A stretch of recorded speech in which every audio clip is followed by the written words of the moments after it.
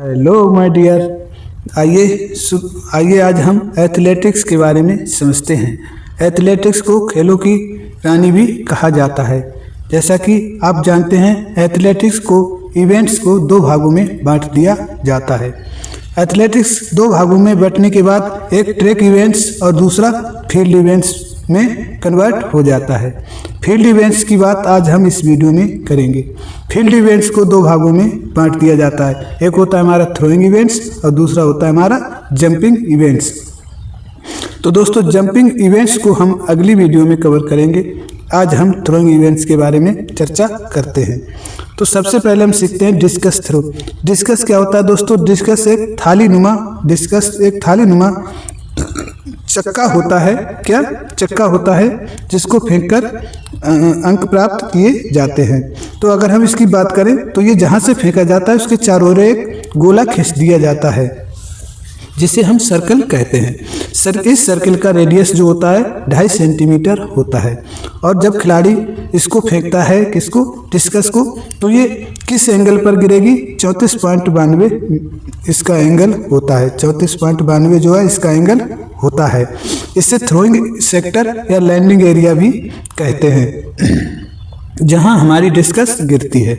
इसके बाद बात करें, फेंकने के बाद प्लेयर वापस लौटता है तो एक एक्सटेंडेड लाइन खींच दी जाती है जो हमारी 75 सेंटीमीटर होती है। इसके अंदर से प्लेयर अगर निकलता है तो फाउल माना जाता है। तो प्लेयर को हिदायत दी जाती है कि वो 75 सेंटीमीटर जो एक्सटेंड लाइन है उसके अंदर से ना निकले, बाहर से ही वापस आए। ठीक है दोस्तों, आगे देखिए। आगे अगर हम बात करते हैं तो डिस्कस का वजन दोस्तों मेल के लिए 2 kg और फीमेल के लिए 1 kg माना जाता है। देखिए, अगर हम रेडियस की बात करें तो जो सर्किल है इसका रेडियस 2.5 मीटर माना जाता है। लैंडिंग क्षेत्र का कोण 34.92 डिग्री माना जाता है। आगे बात करते हैं बाहरी रिम की मोटाई। ये जो हमारी डिस्कस होती है इसकी बाहरी रिम की मोटाई दोस्तों पुरुषों के लिए 219 से 221 mm मानी गई है और महिलाओं की बात करें तो 180 से 182 mm मानी जाती है। अगर हम फेंकने के तरीकों की बात करें तो ऑर्थोडॉक्स और पैरी ओब्रायन जो 1992 हेलेंसिकी ओलंपिक में विकसित की गई थी। डिस्को पट, ऑर्थोडॉक्स, पैरी ओब्रायन और डिस्को पट, ये डिस्कस को फेंकने के तरीके माने जाते हैं दोस्तों। आगे हम अगर बात करें, अब हम सीखते हैं शॉर्ट पुट के बारे में। शॉर्ट पुट का दोस्तों अर्थ होता है गोला फेंक। गोला फेंक के बारे में हम चर्चा करते हैं। गोला फेंक की सर्किल की बात करें दोस्तों तो ये हमारा 2.135 मीटर होता है। ठीक है, इसका रेडियस जो है, व्यास जो है दोस्तों 2.135 होता है। गोला फेंकते समय प्लेयर जिस एरिया में गोला फेंकता है उसका थ्रोइंग सेक्टर 34.92 होता है, जिसे लैंडिंग एरिया भी कहते हैं।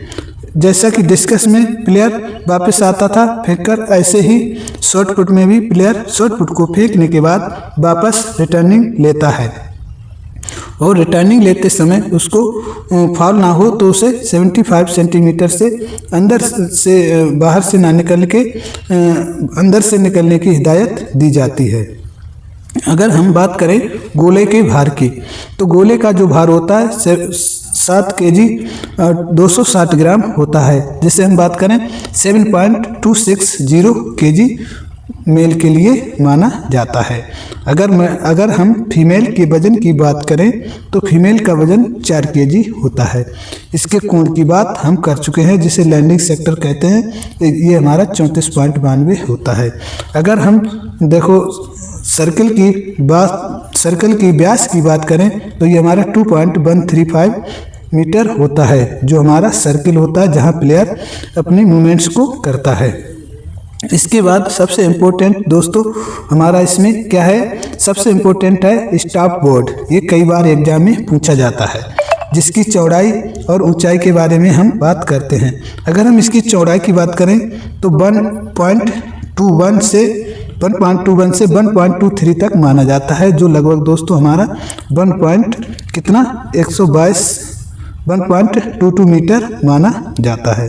अगर हम बात करते हैं तो ये हमारा सॉरी दोस्तों, गोले का व्यास क्या रेडियस क्या होता है, जो हमारा गोला होता है उसका व्यास क्या होता है 110 से 130 mm। किसके लिए? मेल के लिए। मेल के लिए हमारा 110 से 130 mm माना जाता है। अगर हम फीमेल की बात करें तो फीमेल के लिए दोस्तों हमारा 95 से 110 mm माना जाता है।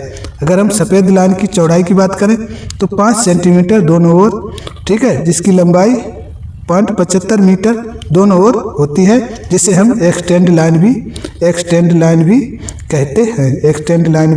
कहते हैं।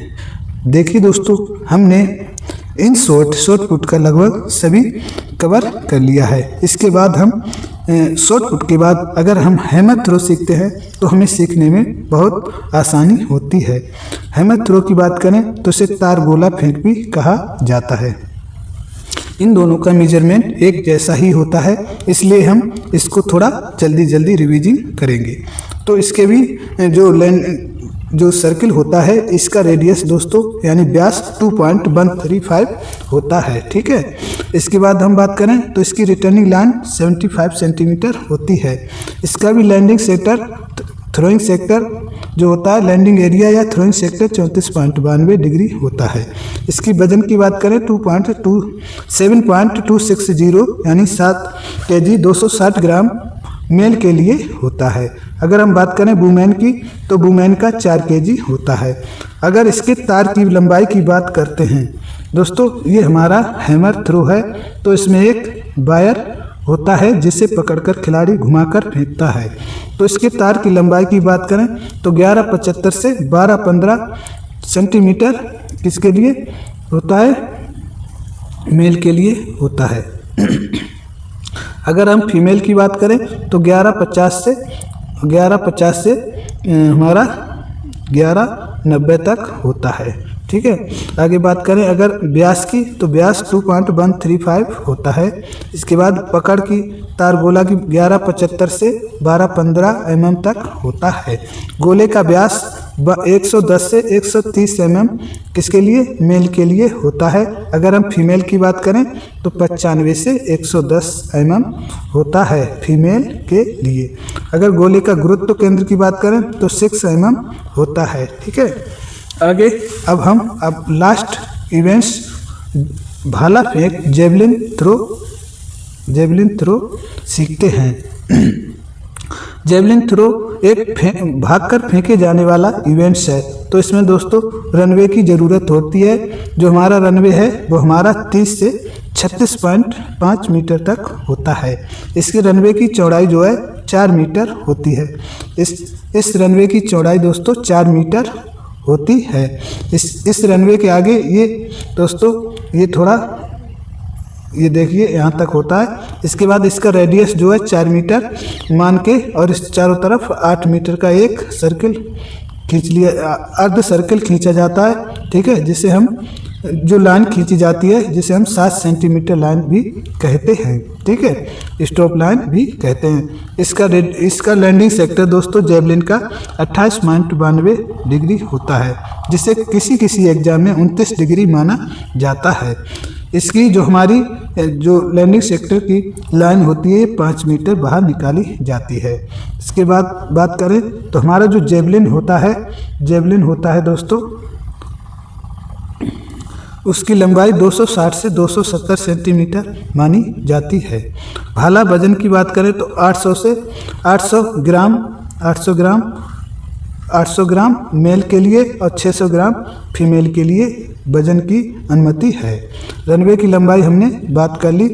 अब चौड़ाई की बात कर ली 4 मीटर होती है। क्षेत्र के कोण की बात करें तो 28.92 जो 29 डिग्री भी माना जाता है। इसके साथ साथ बात करें दोस्तों जेवलिन, तो जेवलिन हमारा एक भाला जो है उसकी एक नोक होती है। इसके बाद बात करें तो यहाँ पर ये हैंड ग्रिप होती है, जहाँ से क्या करता है खिलाड़ी पकड़ के फेंकता है इसको जेवलिन को। तो इस ग्रिप की जो हमारी लंबाई होती है दोस्तों महिलाओं के लिए 13 से सॉरी दोस्तों 14 से 15 और पुरुषों के लिए 15 से 16 मानी जाती है।